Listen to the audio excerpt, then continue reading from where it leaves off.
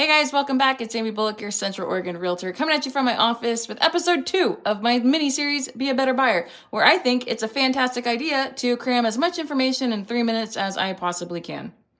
So today we're going to go over third-party involvements in your real estate transaction and who you should and shouldn't listen to when it comes to purchasing a home. In a real estate transaction, you have contractually obligated parties that have to perform a duty to make sure that you can close on your property. Those parties are you, your agent, which if you don't have an agent, you should always have representation, the seller, the seller's agent, title and escrow, and any sort of inspector that you hire to do an inspection on the property for whatever reason. All of these parties have an obligation to fulfill to make sure that the property is suitable and okay to close, that you can get to your closing, so that you can get to your closing. Now, the parties that I am talking about are the parties that bought real estate 10 years ago, 20 years ago, or have a friend in the industry that lives across the country, or knows somebody that says, oh, that's weird. I don't know why your agent's doing it this way. My agent did it this way. Or when I was doing real estate, we did this instead. Those parties can be more hurtful than helpful in your transaction. And it's really important that you learn when to kick them to the curb or to stop listening to them.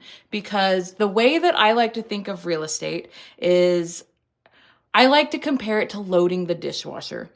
Now, when I get home at the end of the day and I gotta do the dishes sometimes, I load my dishwasher, I throw the cleaner in, and I hit the button, and the next morning, they're clean. Now, do I think that I am the best person in my house that loads the dishwasher? Oh, yes. I think I'm the most efficient person that loads a dishwasher. Definitely beats my kids. My kids are terrible at it. And my husband, who probably thinks he's the most efficient dishwasher loader, probably thinks he loads it best. But at the end of the day, those dishes always get cleaned. And that's the way a real estate transaction happens. Every real estate agent has a different methodology to make sure their client gets to the closing table or to the finish line. And it's going to look different with every agent. So when somebody comes at you and starts saying, well, this is different when I bought, or this is how it worked when I bought, if you don't trust your agent, you're going to kind of panic and freak out, and it's going to throw a whole curveball into the transaction. So make sure that you trust your agent. You should always trust your agent. If you don't, kick them to the curb, find a new agent, and also trust the process. The process can be any different way depending on the contract, and no contract is the same. So if you don't trust your agent, you're not going to trust the process, and you're going to listen to those third parties' involvements, and your transaction is going to go awry. I really hope this helped. If you have any questions, let me know.